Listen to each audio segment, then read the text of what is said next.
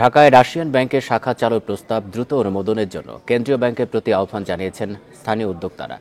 সোমবার রাজধানীতে এফবিসিসিআই আয়োজিত রাশিয়া বাংলাদেশ যৌথ ব্যবসায়ী বৈঠকে তারা এই আহ্বান জানান।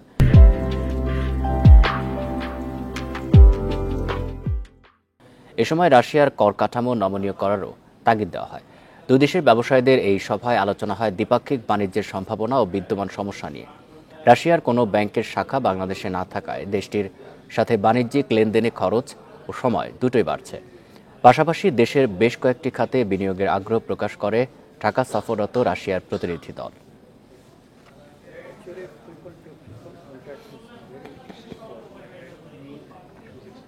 from our business